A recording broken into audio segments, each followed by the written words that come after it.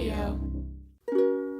This podcast is called Obsessed. Joseph Scrimshaw and his guest get some secrets off their chest. You should listen. It's the best.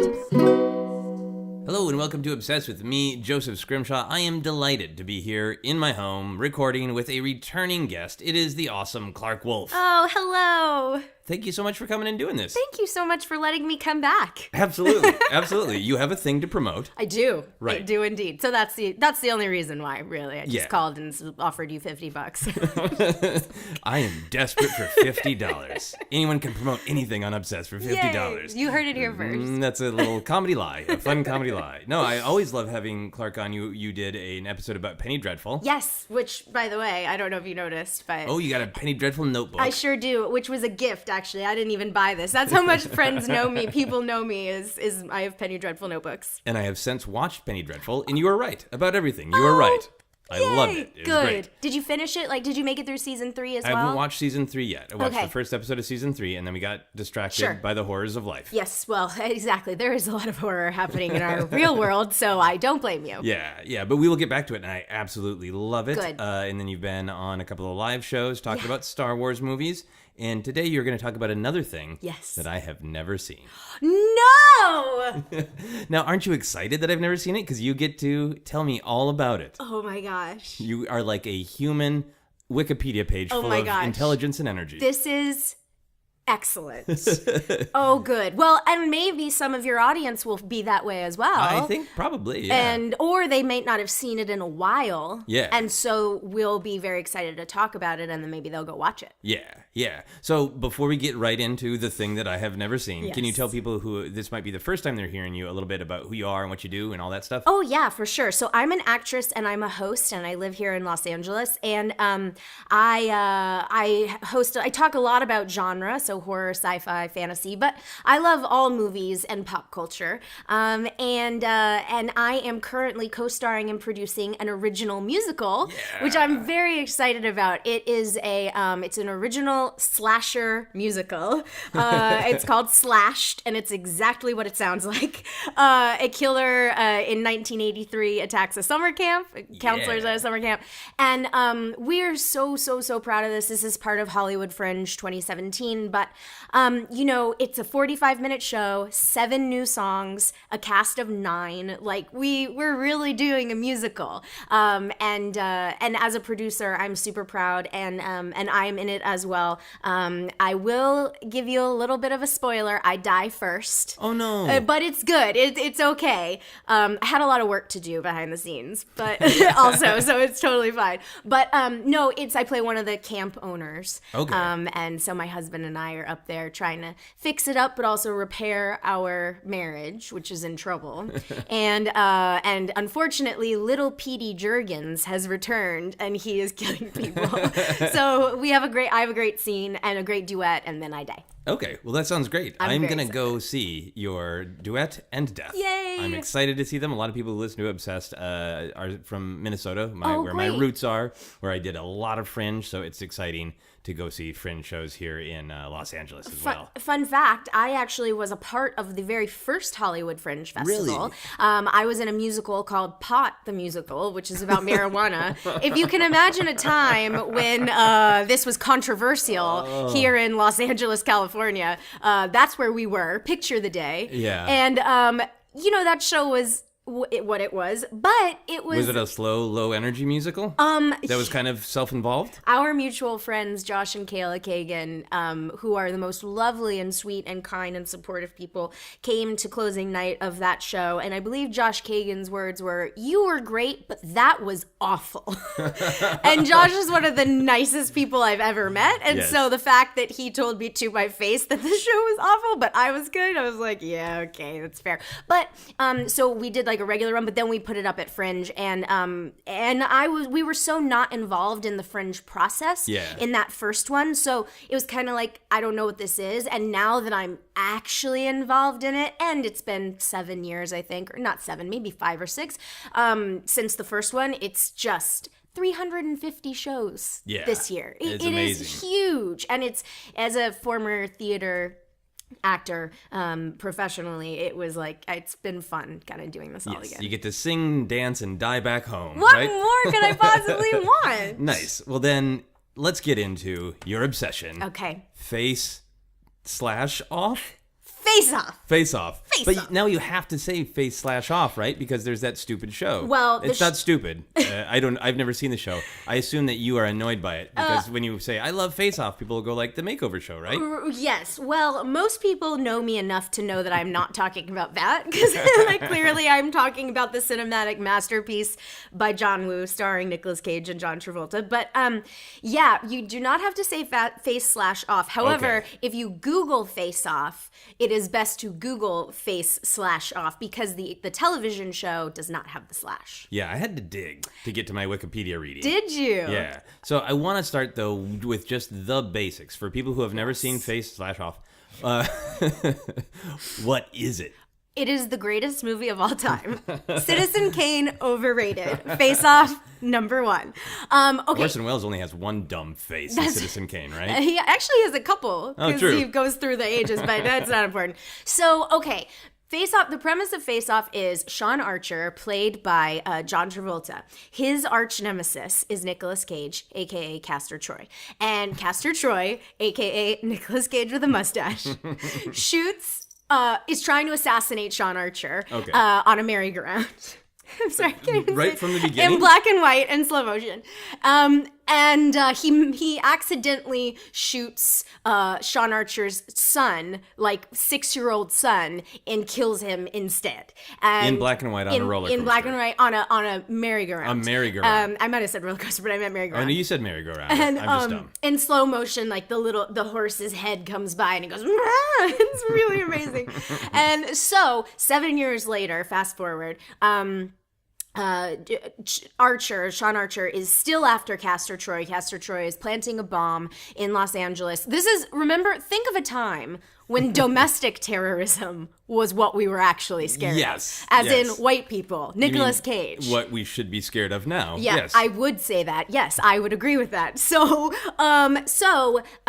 Travolta, as Sean Archer, goes after Nicolas Cage. There's a battle. He gets him, and they think he's dead, but he's being kept alive by machines. Okay. Now, here's the problem. We can't find the bomb. Where is the bomb? We know this bomb is going to go off in Los Angeles. And so, through a revolutionary procedure, cutting edge 1997 technology and medicine, we can switch faces. Okay. And we are going to take Nicolas Cage's face and put it on John Travolta's face. And because only he knows Castor Troy well enough to be able to do this. He's studied him. He has. Because he's been obsessed. Yeah. He killed his son. And even before that, he was obsessed with him. That's why Castor was after him in the first place. So he goes undercover, but... And here's the crazy part. And this is all still like 3 minutes into the film, yeah, right? This is in the first 20 minutes. This is a 2.5 hour movie, by the way. Okay, but this is a long act one, for sure. Oh, yes. But Castor wakes up, and he is none too pleased. Okay. He has no face on, by the way. So he calls... So what does that look like in the film? Is it a skull? Is he Skeletor? Is he Ghost Rider? Yeah. This was on the preview to Ghost Rider, basically. No, he has like a spongy... It's just like if somebody took the first... It's like a bad peel, basically, to put it in LA terms. Okay, so he looks like Anakin in Revenge of the Sith after he's burned. Yes, Got exactly. It. So Castor calls one of his goons, and they kidnap the doctor and the FBI officials who have like greenlit this. They make them put Archer's face on him, and then they set them on fire and kill everybody. So now Castor Troy, greatest criminal in the world, maybe, definitely in Los Angeles, is in the body of Sean Archer. And oh boy, what could he do? And does he know Sean Archer as well as Sean Archer knows him? Oh yeah. Okay. They know each other. They know each other. They are adversaries. But actually, I would say that Sean Archer knows Castor better because Castor, he's kind of he doesn't research a lot, you know, and, Okay. and Archer is like he's very dedicated to his job. He's the best in the bureau, but he's also very serious and nobody likes him. Okay. So that's the setup. the setup. And then hijinks ensue. Oh, yes. Explosions and intrigue Yes. and whatnot ensue. Okay, so I have a couple of follow-up questions. Great. Oh, really? It all makes such good sense. Yeah. How does the actual face-swapping technology work? Is it like we have invented a specific face-swapping machine? Or is it just sort of hand-wavy, surgery's real good now, so we can somehow peel your actual flesh, and that somehow allows the underlying bone structure to become a face? These are all very good questions. So basically what they show you is that it's like a little suction machine. So they, using a laser, slice the skin on your face. So it's just your face. Extreme LASIK. And extreme LASIK. And then they come in with a suction machine and they suck your face off and then they put it over here. And then and then they do like, you know, cosmetic surgery where they like, you know, slim down the body, and they give John Travolta a haircut, and then they put a microchip in his larynx so that his voice will match identically Castor Troy's. So that's all. That That's all answers it my takes. question, because Yes. it sounds like it's bullshit. Yeah, Is what it well, is. I There's mean- no. Does it acknowledge that it's super dumb? No. Okay. This is- it takes it very seriously. It tries to explain it medically. Okay. Without any of like the most basic part of the whole face thing of like how they actually do like bone structure. Right. Not important. Okay. We're not interested in that. All right. Stop right. asking questions. It's not how to make a perfect face. Just let it happen. It's face Oh, slash off. aside from the fact that John Travolta and Nicolas Cage look nothing alike. I Yes, mean, nothing. Not They don't even, share anything. Like they're not similar body types. I think Travolta is 6'2" and he's 6 feet, which is not that bad, but like Yeah. it just makes no logical sense that these two are the ones selected. Yeah. But you never knew how perfect of a pairing it was until you saw it. Yeah.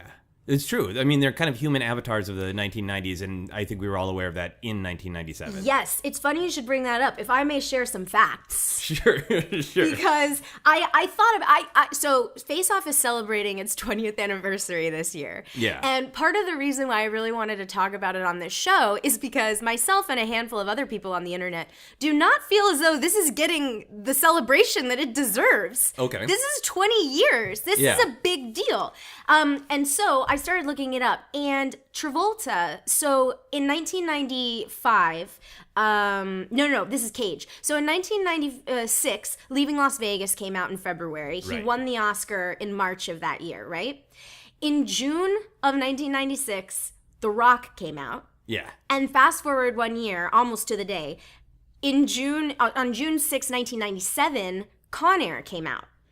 3 weeks later, Face Off came out.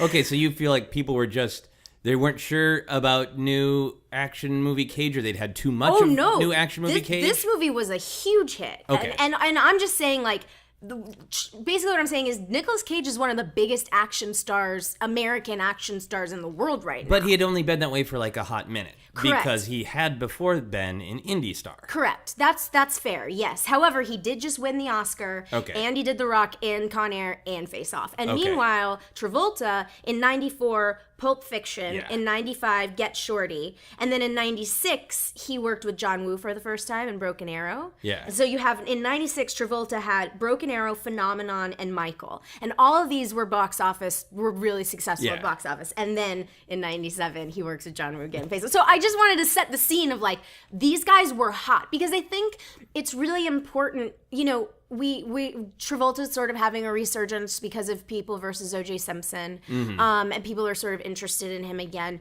But Cage, you know, I don't mean this to be funny. I think he is one of the best actors working today. However, I don't know if he always takes the best parts. He's made a lot of weird choices and made what could have been a brilliant career of 8 different kinds into a very convoluted career. Very true. And I think people now who maybe like don't know this movie, or maybe didn't remember this time, like, I don't know if they really appreciate that he's more than just like a GIF factory. You know what Yeah. I mean? Like he was a huge Let's pause for a second. movie Did you star. say GIF? Well, that's what it is. GIF or GIF, whatever you want to say. Let's do a second take. A GIF factory. So you can do it in post. You pick which one you want. Fair enough. But anyway, I just think that the context is really important. And John Woo, by the way, one of the hottest action directors at this time. Yeah. Okay. So, I mean, with all of those facts, you want to contextualize where these actors were in their career. It was a huge box office success at the time. Yes. But you don't feel like it has sustained its glory. I think that it has. I just think people forget because I think both of these stars. By the way, if you look up Face Off on Rotten Tomatoes, it's in the 90s. I was shocked. Yeah, I mean, it's a good movie. Now, it is a 90s action movie, but it's not. It's sort of like walking that line of like, this is for adults, but it's also for kids in their 20s in a way. Like anybody can enjoy it. And you know, Speed, it's on the heels of Speed and all that stuff. So I you know, it was a well-reviewed movie. It made a lot of money. They were both movie stars. But in 20 years, you know, it's one of those things where it's just like, oh yeah. And let's see if we can rekindle the love of it through your experience. Indeed. I want to talk about when you first were exposed to Face/Off. Face/Off, yes. What did you see it like at home? Did you go to a weird showing at a theater? Tell me about the first time. I must have seen this either on television or at home. Okay. I must have. It was probably, if I had to guess, at a friend's house on HBO or something like that when I was in high school. And then I don't know when I bought this DVD, but it is the first printing of this DVD. Like I have an old school, no bonus features, like, you know, stagnant DVD menu, DVD copy like silver of this. disc, not even any pictures on the actual disc. Exactly. Yeah. Do you have to flip it for the widescreen version?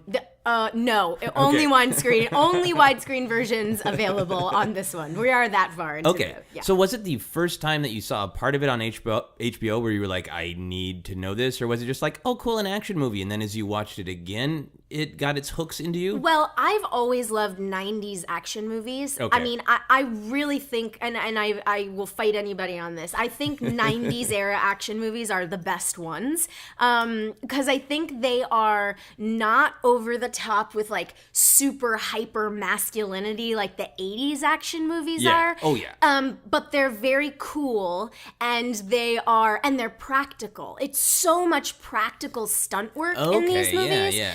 And then when you get into the aughts, and you have heroes like you have, you know, I mean, you do have people like Nick Cage, or you have Will Smith. Will Smith is like, to me, the quintessential action hero, 90s era Will Smith.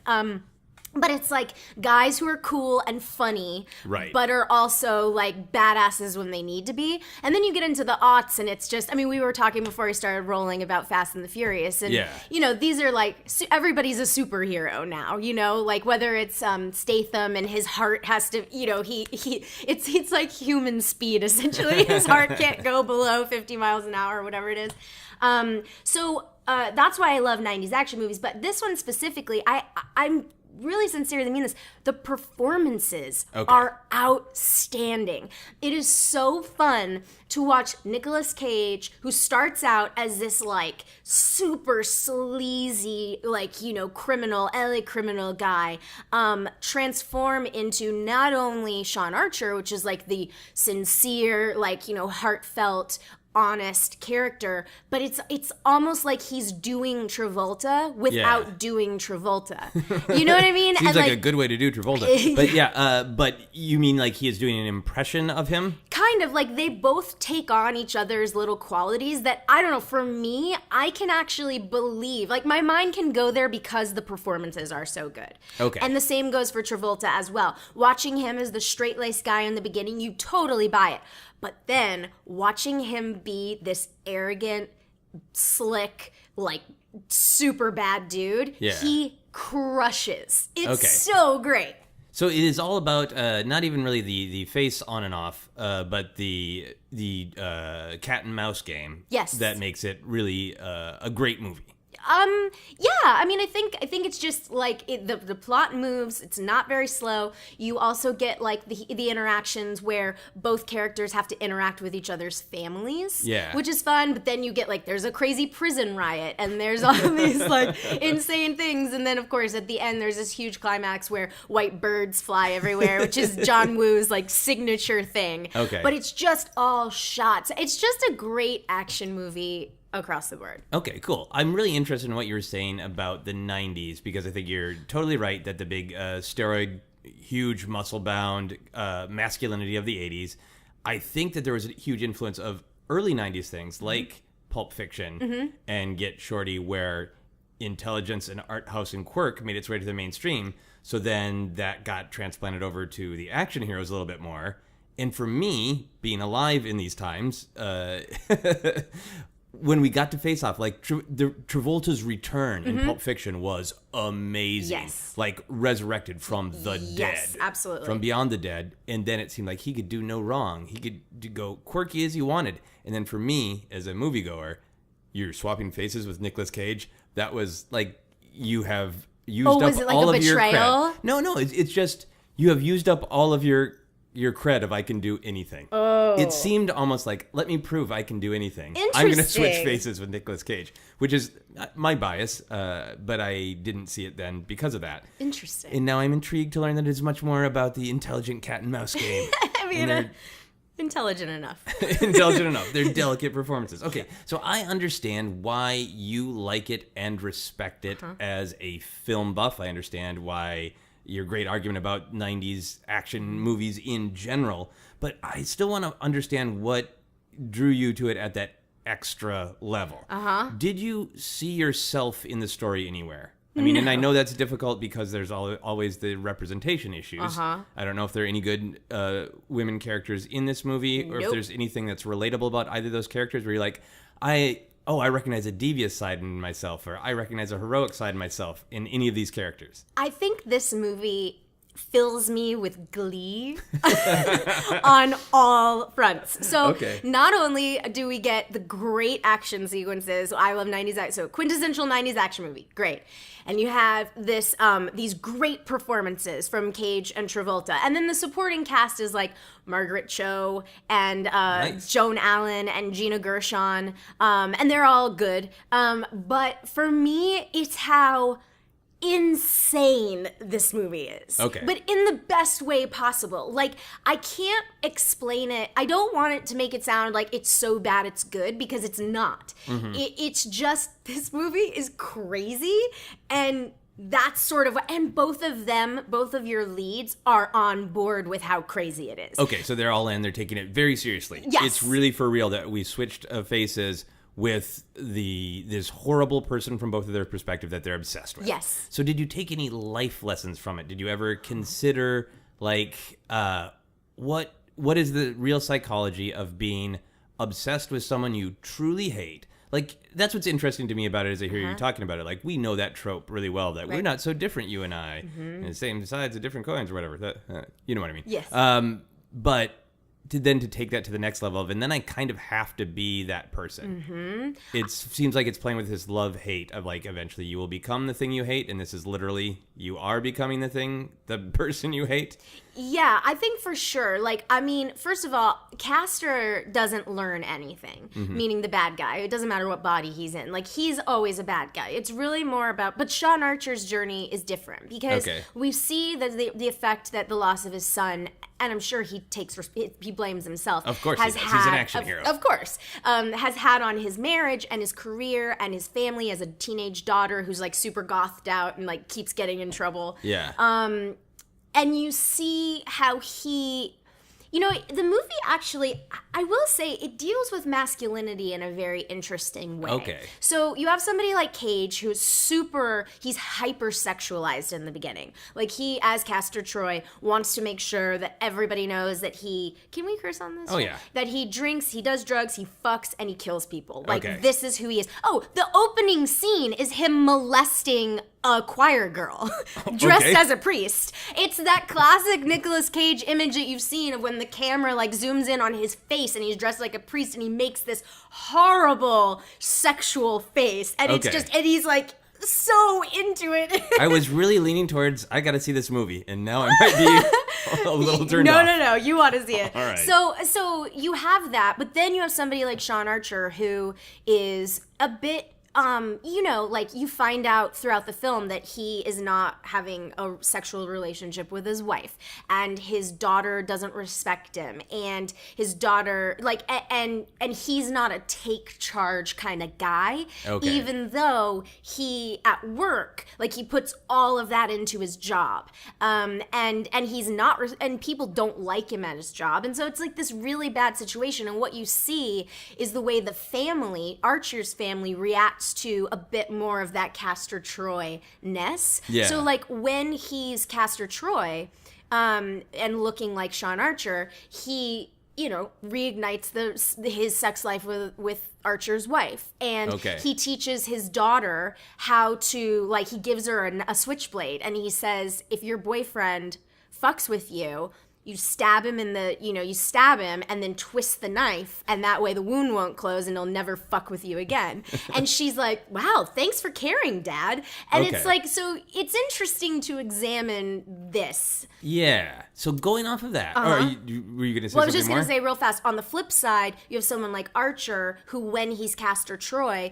he realizes that Castor has a son, and Castor has this love interest in Gina Gershon, but she's just so, she's been beaten down by him so many times that I think Sean Archer, who we find out had put Gina Gershon's character in jail before, Okay. because he knows the revolving door of like Castor's associates, realizes this is a single mom, this is a woman who is just trying to provide for her son, this is a woman whose brother is into drugs and a dangerous guy. Like, he starts to develop a bit of empathy Okay. for the people surrounding Castor. Okay. So there's clearly a theme of we should be balanced as humans. We have our darker impulses and our good impulses, and we should balance. So do you ever think of your life that way, where you're like, well, this is a moment where I should tap into my evil person and I should twist the knife? I will, not so much in good and evil, but I will say that for me, like, I'm more of a Sean Archer.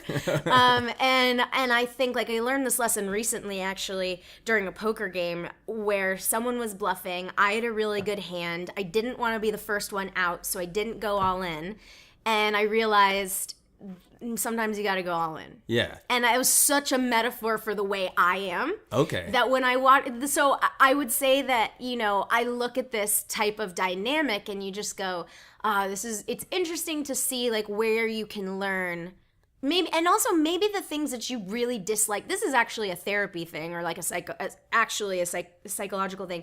Sometimes the things you hate in other people are the things that you wish you could do yourself. Okay. You resent them for being, brash or bold or whatever, but really inside you wish you could be a little bit more like that. Okay. And so I think that is something that I could take from the Archer Troy dynamic. Okay, so it is a big, absurd action movie where these two stars of the 90s, it's two very unique, specific stars, swap faces, but it is also a meditation on finding balance in your own existence. Like you do.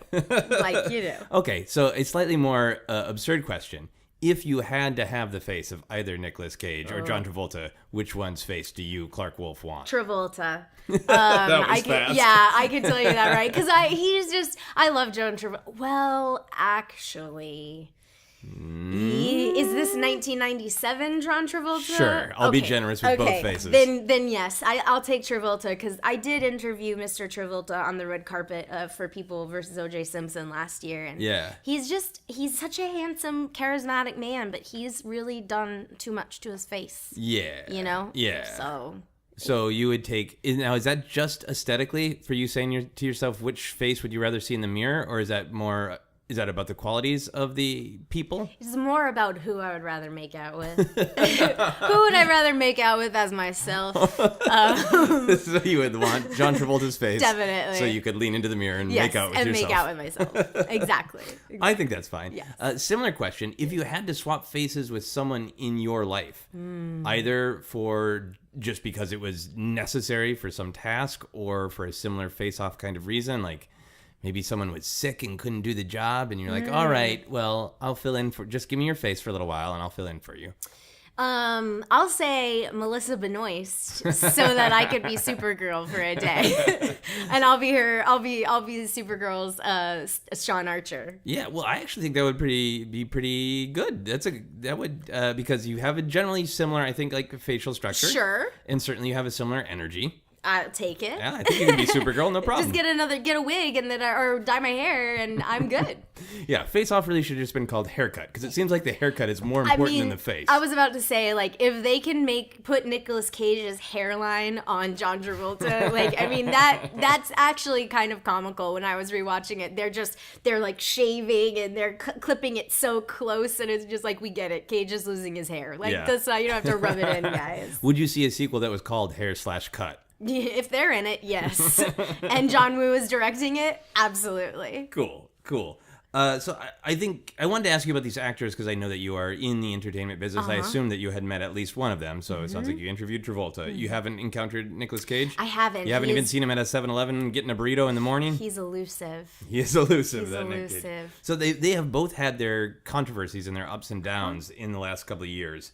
Do you think that they, as real people right now, would want to swap faces if they could? Ooh, that's a great question.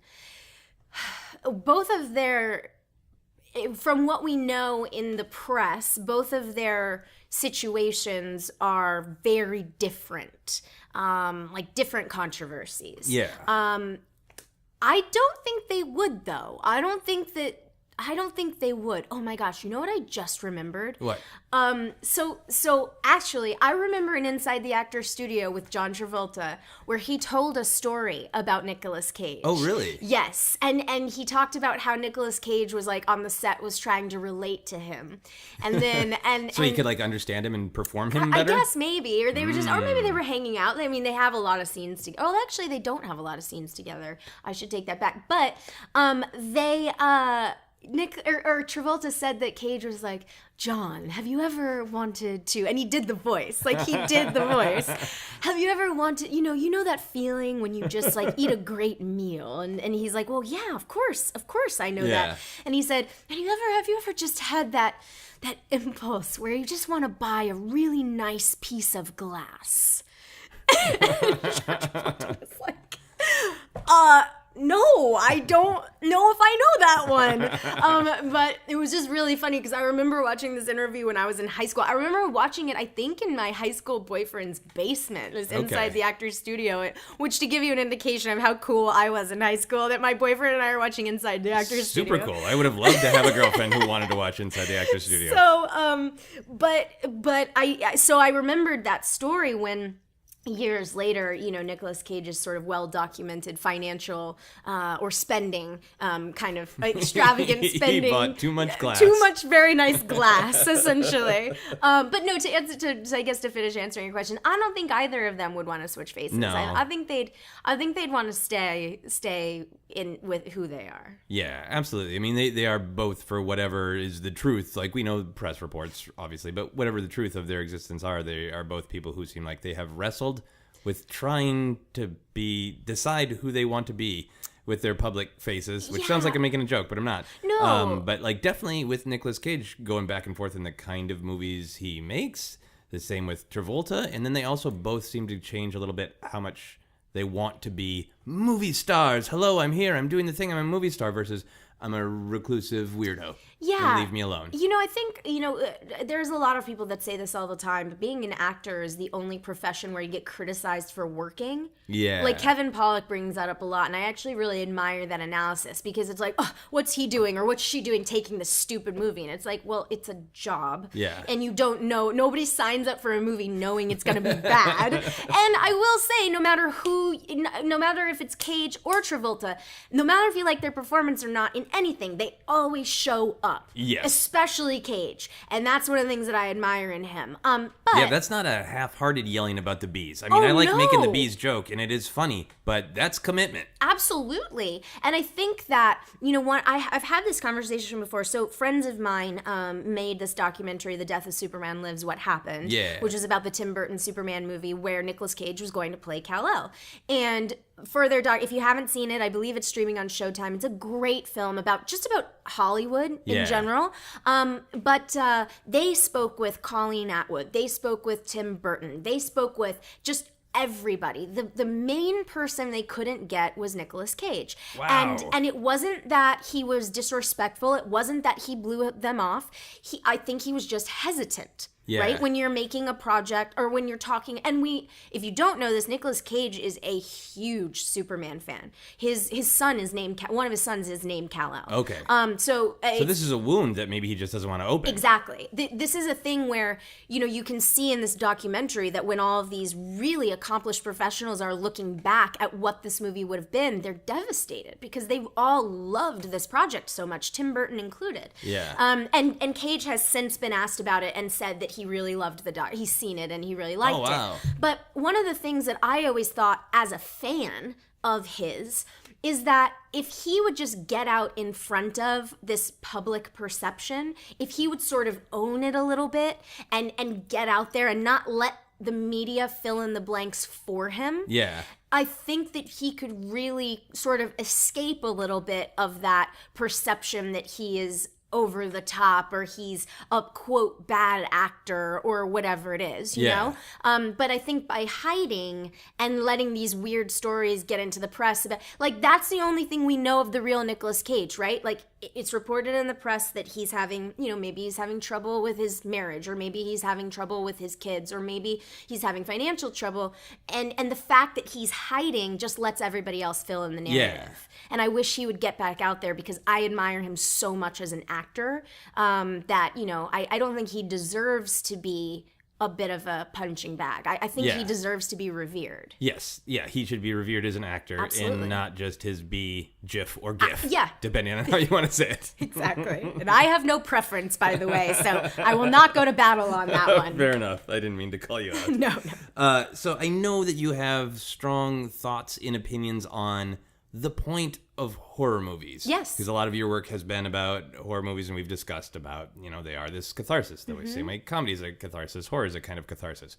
What do you think is the point, in a larger societal sense, of big over-the-top action movies? I think it's just that we all want to be heroes. Okay. And so, kind of what's interesting, when you look at something like 80s action movies with Stallone or Schwarzenegger as two examples, or even Jean-Claude Van Damme. These are men who are physically just you look at that guy and you're like, I'm not that guy. I know that Rocky is about an everyman, because whatever. Yes, but an everyman with a lot of muscles to begin with. Exactly. And when you think of Rambo, or when you think of, Predator with that Carl Weathers, arm handshake or whatever, and they just flex, that's not, you don't look at that and go, that's me. Right.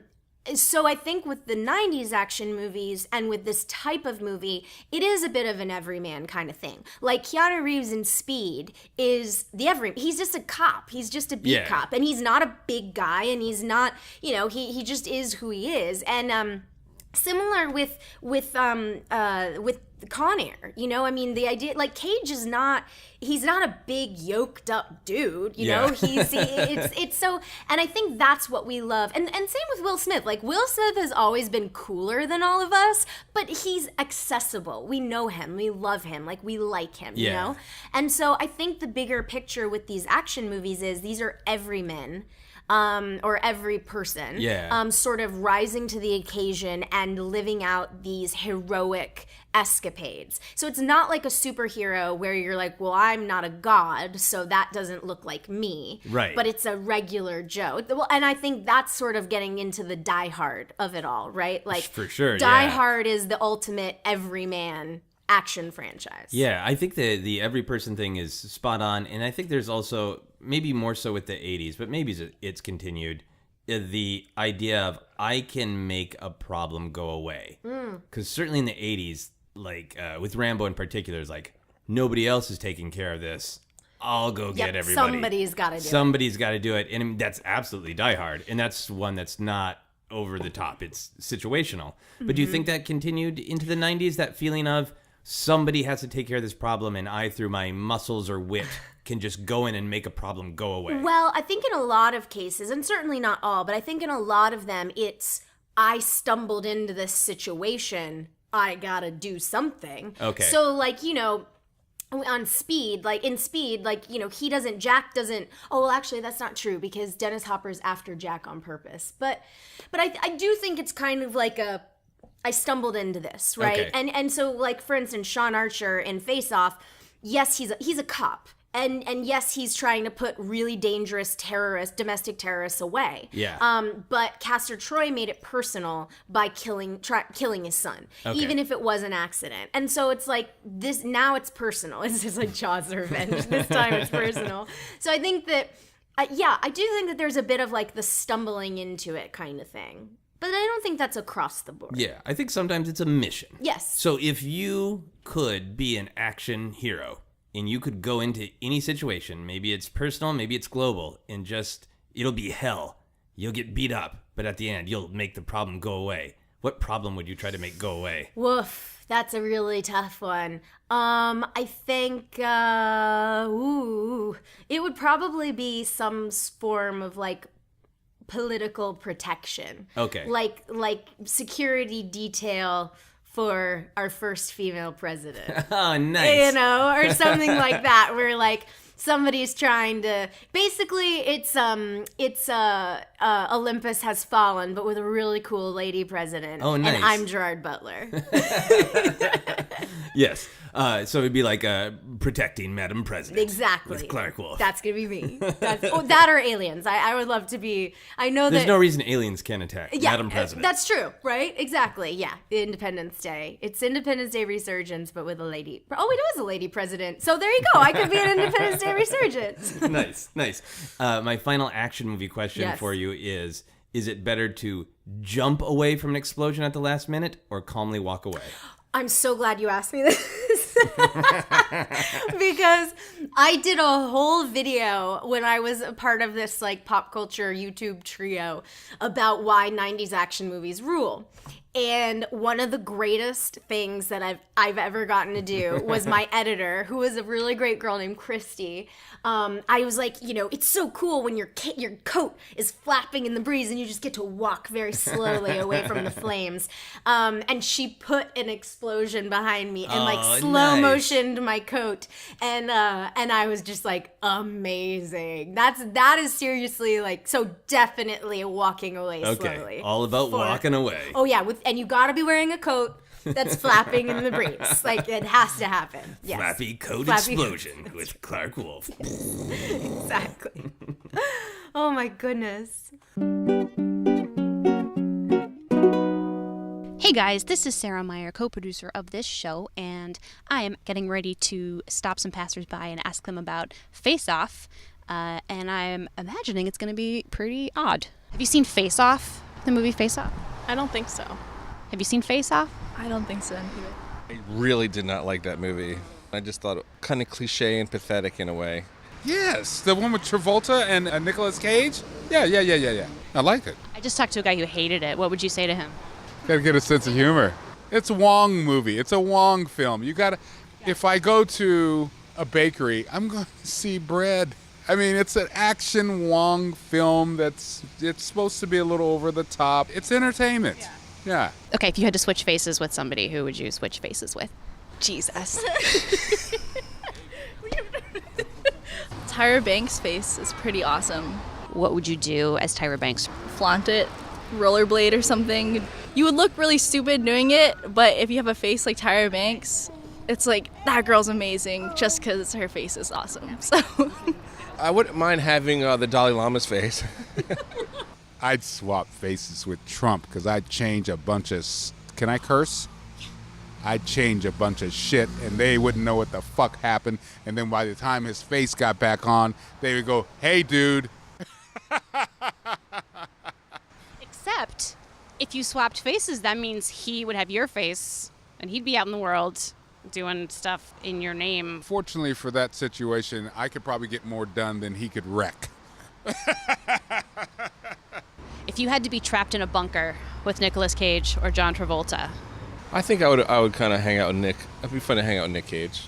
I feel like John Travolta has more things we could talk about and things we could do, like dance. So I feel like he could actually be like a help to me while we're waiting in the bunker. We could learn like grease dances or all the kind of weird things that he's been in versus I wouldn't have to look at Nicolas Cage. Probably John Travolta, because he has that science of mind shit, so he'd have some people come help us. Nobody would come to save Nicolas Cage? I don't know. He has a strange family with the Coppolas and stuff like that. I know Travolta, they'd come, boy. The science of mind, they'd fly that damn... They'd be there. And pick him up? Yeah. Okay, if they were going to remake Face Off, Oh my God. who would you want to see? I mean, I don't know if I'd even... that's just crazy. Who would want to remake that movie? We're going to move on to our How Obsessed Are You questions. Okay. So, do you think about Face Off every day? Well, maybe. and I think it's because, so I don't know if you do this. I was just having a conversation with my friend Sam Levine, who's a very funny actor. Yeah. And we were talking about how sometimes in like movie lines, it's like the delivery is exactly how you think it. Yeah. And so one of them in this movie is Castor Troy as when he's Nicolas Cage in the very beginning. He's basically like, yeah, shoot me, Sean. And he goes, what are you going to do? Because I don't give a fuck.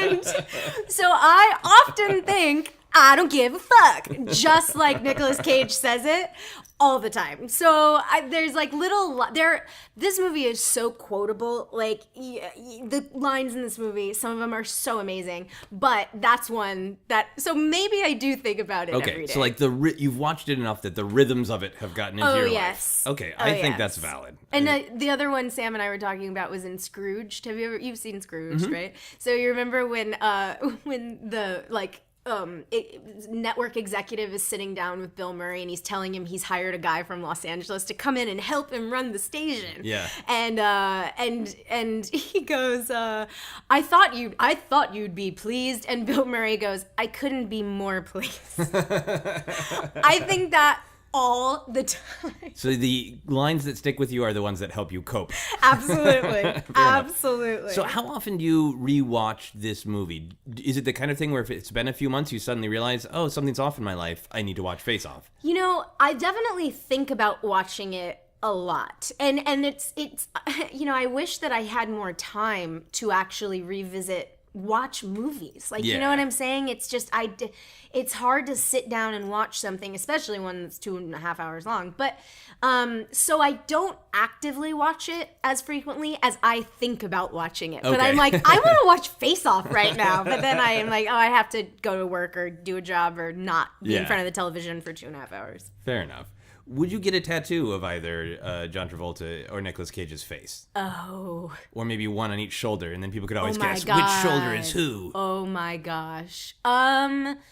No, I would not, but I'm trying to think if there's anything in the Face Off, like, universe that I would get a tattoo of. No, I know I've asked you this tattoo-related question before, Yes, but I you can't have. remember. Do you have tattoos? I'd have one. Okay, so you are open to them, because some people are just like, no tattoos, period. I don't think, but I wonder if when we did the Penny Dreadful conversation, if I had my tattoo yet. What, do you mind sharing what your tattoo No, is? yeah, it's I have it on my ribs, and it's a phrase. It says she decided to start living the life she imagined. Okay. And so it's just like a reminder, something I want to think about every day. Yeah.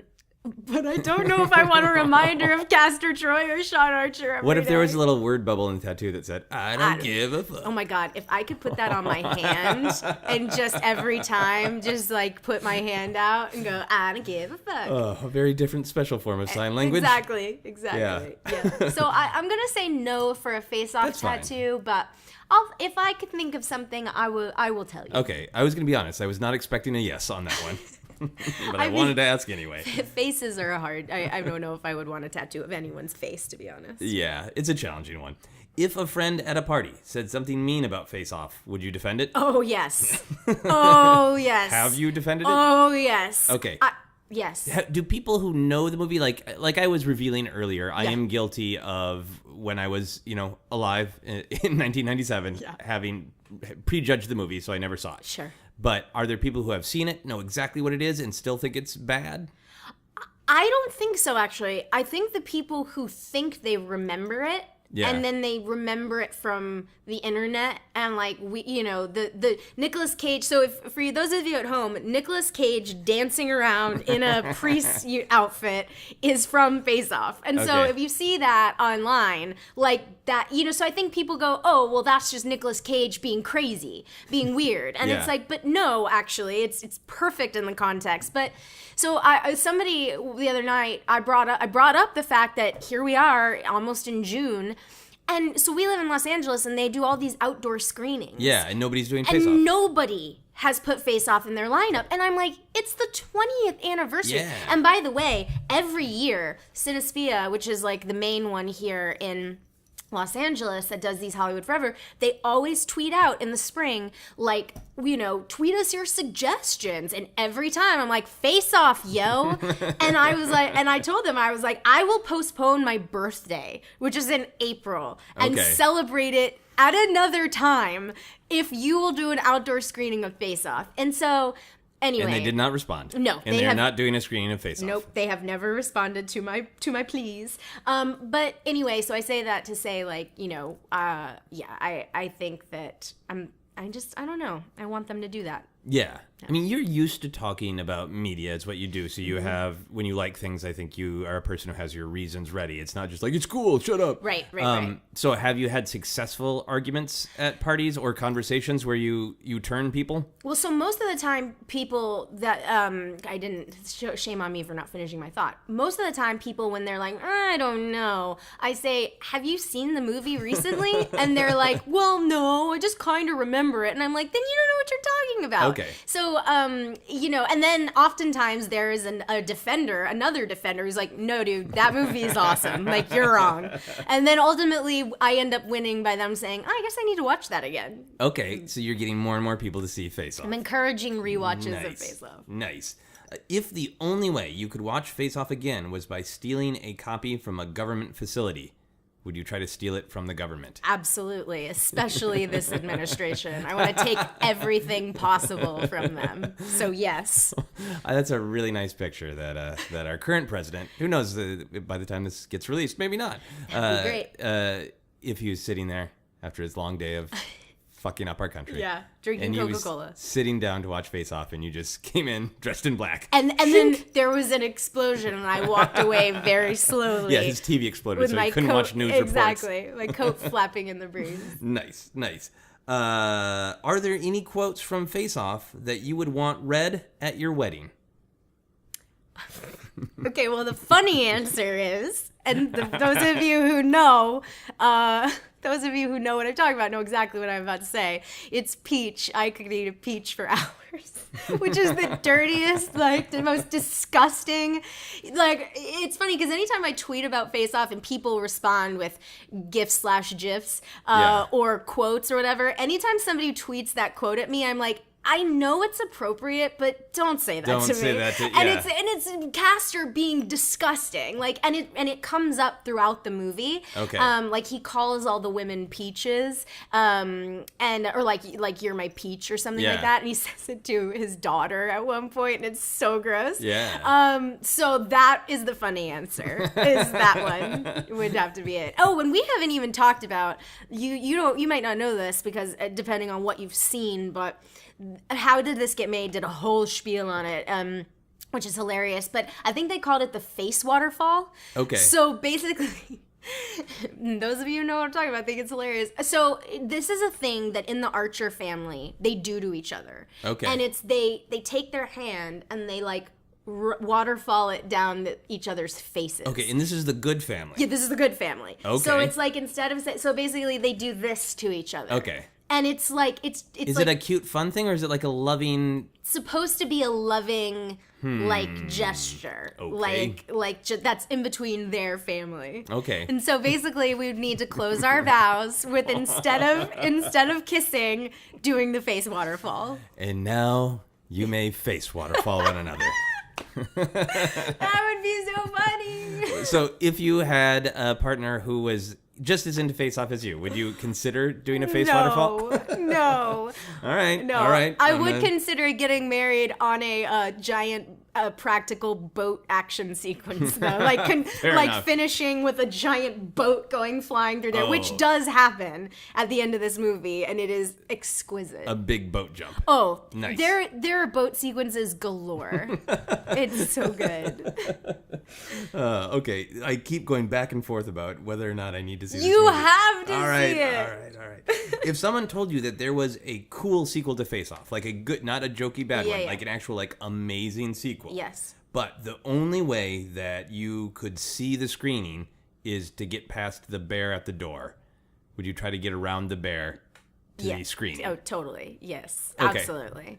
I would bring fish, and I would distract it, and I would throw a salmon. Okay. And the bear would be so excited that it would go eat the salmon, and then I would just walk right in. Yeah. And now it's a weird question. Yes. And you're giving me an answer that I think is a little bit jokey, but I also totally believe. I'm not. Who's joking? I'm not joking.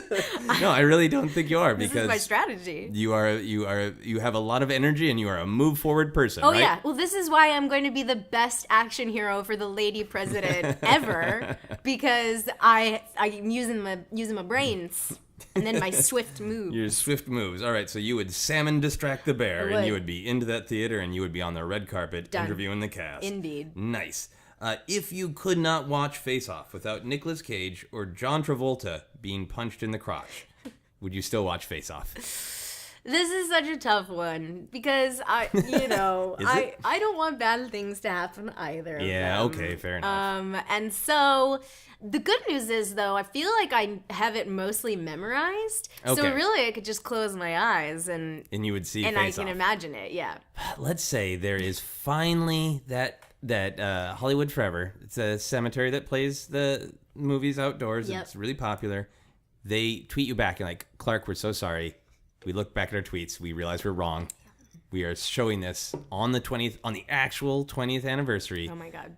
But if you come, some mystical force will punch either John Travolta or Nicolas Cage in the crotch. Would you honestly not go? Is it only once? Like Yeah. they'll only punch it one time? Oh, yeah. So they're not going to punch it straight for 2.5 hours. Not the entire runtime of Face Off. Then yes, I would do it. Okay, and which one would get the punch? I'm dealer's choice. I don't. I think I don't know. Dealer's choice. Yeah, dealer's That choice. complicates the strange mystical crotch punching deity even more. Oh well, it's they've got to make that decision for themselves. All I know is that I've decided that I would be okay with it, and then I'll let the fates handle the rest. Okay, this is in my mind. This is the way I see this scene. You walk into the Hollywood Forever Cemetery. It's packed. You're gonna see the movie, and then there's just a moment of silence right before the movie begins when you know somewhere, somehow, one of them is being punched in the crotch, and there's a nice big helicopter shot going up into the air as you contemplate.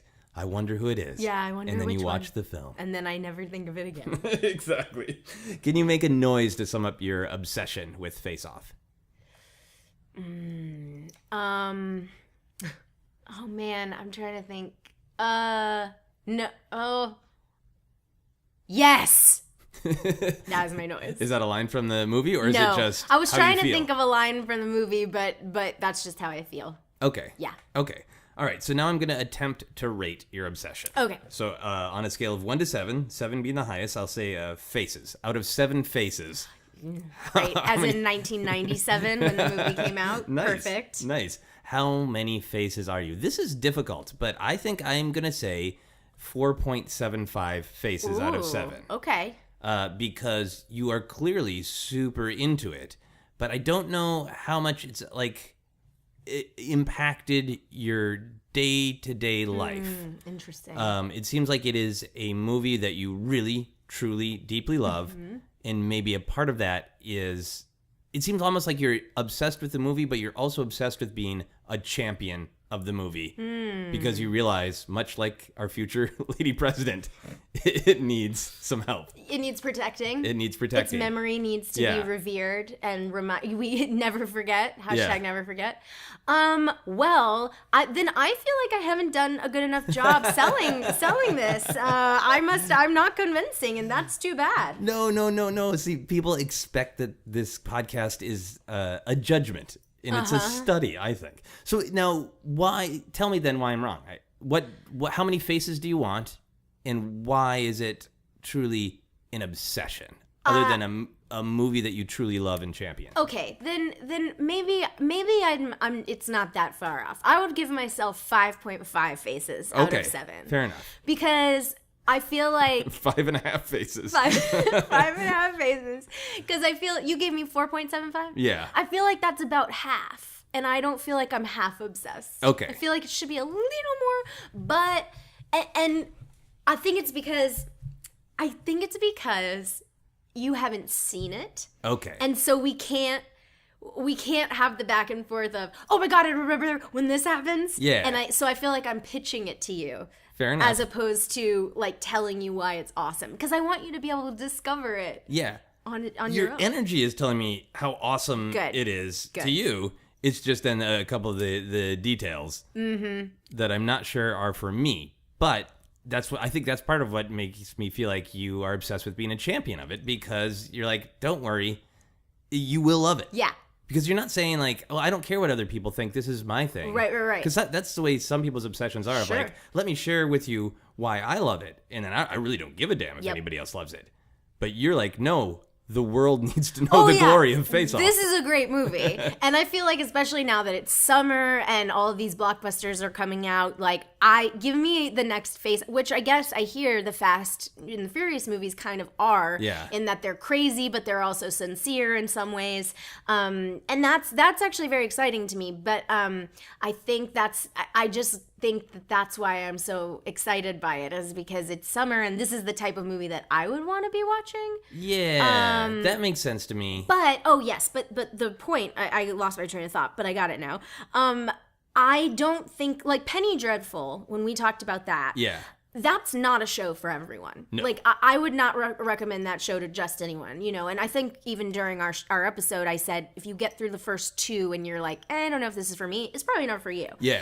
With Face Off, I'm like, no, this is a great movie. Like, what is wrong with anybody but again, I just think it's like 20 years later, John Travolta and Nicolas Cage are in such different places. Yeah. And people think of them differently. It's almost like Liza Minnelli, like trying to, this is actually going to sound crazy, but go with me. I'm all in. So I often talk to people about, because I love Liza Minnelli. That will probably be my next obsessed. I'm looking forward to it already. But I love her not because she's Lucille 2 from Arrested Development and she's this like kooky Hollywood character. She is an incredibly talented actress, and she is an insanely good singer and storyteller and all-around entertainer. And I feel like because people know her as this kooky lady that was Judy Garland's daughter and was on Arrested Development, people don't realize how incredible she was in The Sterile Cuckoo, or how good Cabaret is. Yeah. And I often, like, when people are like, I've never seen Cabaret, but whatever, but they think they're cinephiles, I'm like, no. You don't, and I don't like musicals or whatever, and I'm just like, stop. This is one of the greatest movies ever made. Now, granted, Cabaret is a true drama, Oscar-winning drama, with talking about the Holocaust and Nazi Germany and women and homosexuality and love and all kinds of things, and art. So this is deeper. We're dealing with deeper material here, clearly, but it's kind of similar. When I talk about the Face Off, I'm like, no. This is a great action movie. And if you think you love action movies, you need to revere this one, because it's so awesome in terms of the action and in terms of how fun it is, but because it's not dark or bleak, and also how good the acting and the performances are. Right. It's got a little bit of everything, it sounds like. Yeah. It's just a great movie. Yeah, and a great big summer blockbuster. Exactly. Which I know what you mean. Now that blockbuster season is kind of all times, there is something nostalgic about, hey, it's May, so now Right. the theaters are going to explode with absurdity. Yes. And, the big over-the-top, the explosions, the swapping faces. Yes. We're back in business. Yes, here we go. So go see some face swapping, I guess, is the point. Do you feel better about your obsessed rating, or would you like me to change it? No. Do you want to formally request a change in your obsessed rating? I can take it, Joseph. I can take it. You don't have to, though. I'm going to bump it up to 5 whole faces. Whoa! Because, come on. Who wants 4 3/4 faces? that's true. 5 faces obsessed with Face Off. The Clarke Wolfe story. Yes. So this is the section where we do some plugs. Do you want to tell people where they can find you on social media, and then review how and where people can get tickets and stuff to Slash? Absolutely, I would love that. So you guys can find me pretty much across all social media at Clarke Wolfe, Clarke with an E, Wolf with an E. And Slashed is premiering at the Hollywood Fringe Festival in June. We have a total of 7 dates, but our preview is sold out. But it's such a good show. So if you're interested in that, you can find more information and songs and videos and all kinds of stuff at facebook.com/slashed the musical.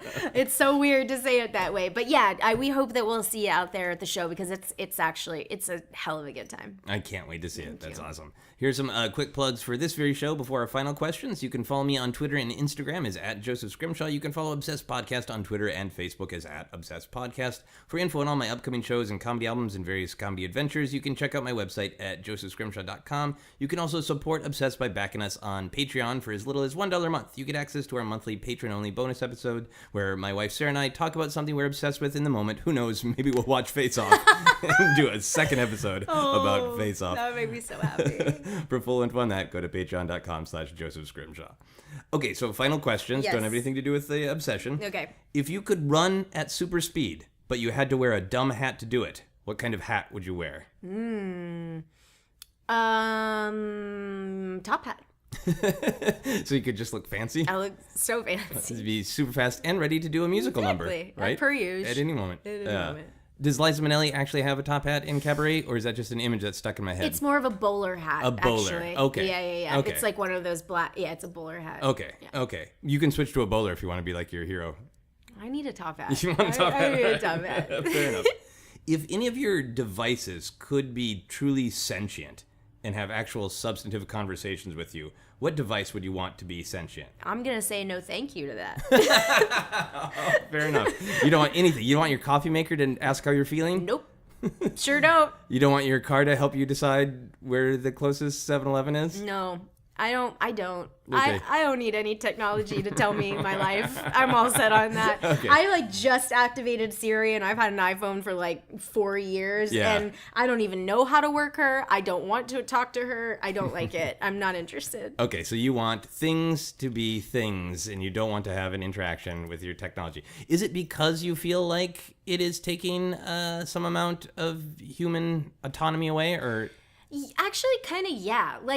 I don't like the idea of... I feel like people, now that technology is such that it connects people in a lot of different ways, but I also think it isolates people in a lot of ways. Yeah. And I think it keeps people from having true connections. Yeah. And I think it is affecting people's ability for empathy. The fact that you can say something to somebody, but you don't have to see them or feel them or have them react to it.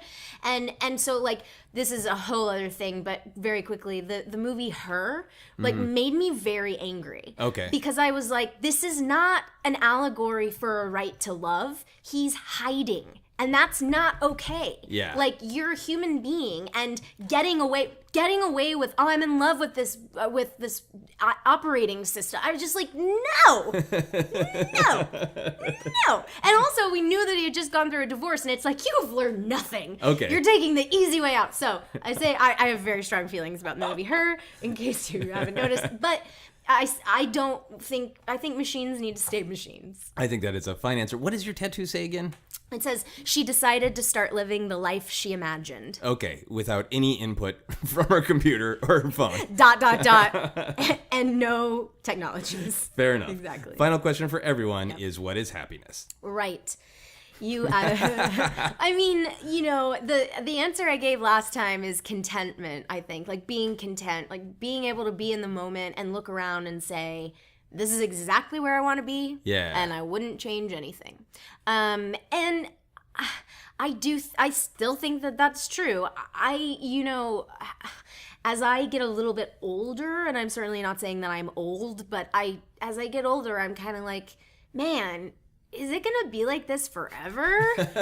I certainly understand that. Yeah.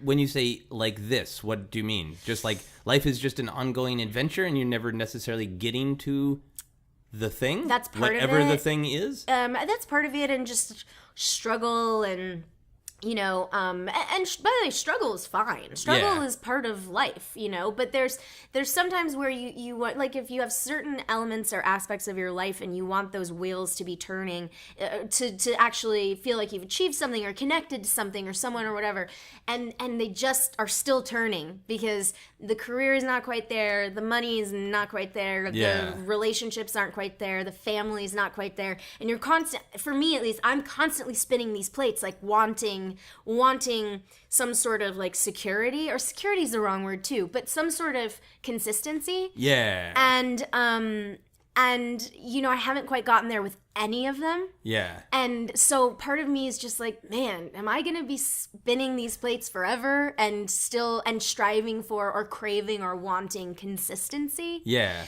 And so to me, at this point, in addition to being content, I do think that some form of consistency, knowing a little bit of what your place is or what you mean to another person. Yeah. Whether that means like being a mom or being a wife or being a daughter or whatever, like knowing that, I think would be happiness. Yeah, I think that's a great answer, and nobody's ever quite said it that way before, and I think the word consistency is really interesting, because I think you make a good distinction between, yeah, struggle's great. Yeah. But there's a difference between struggling to get to a place and feeling like I am in the place I'm supposed to be and I'm dealing with the challenges that come with the place that I am in. Yes. But those are two different kind of struggles. Yes. And I think consistency is a really interesting way to say that. Thank you. So happiness is consistency. Happiness is consistency. In it, who knows what happiness will be when we talk about Liza Minnelli. It will be Liza. That will just be it. It will be Happiness Liza. will be Liza. Thank you so much for doing this, Clarke. Thank you for having me, Joseph. Absolutely. That is our podcast. You've been listening to Obsessed. Joseph Scrimshaw and his guest shared some stories with the rest. Rate 5 stars if you're impressed. So, if there was going to be a remake of Face Off with two actresses swapping faces, who should be in that movie? Cate Blanchett and Sandra Bullock. Damn. And they will both be in Ocean's 8 or whatever the hell it's called. But Kate, judging by Thor Ragnarok, watching her play that villain, I'm like, yes. And she is a cool lady. I have interviewed her. She's a badass. Okay. And then Sandra Bullock is my hero. So really, I want her in everything. Yeah. But also, I love the idea of Sandy playing bad, but also playing good. Yeah, and she carries the mantle of the 90s action movies as well, right? Exactly. Perfect. Greenlit. Yes!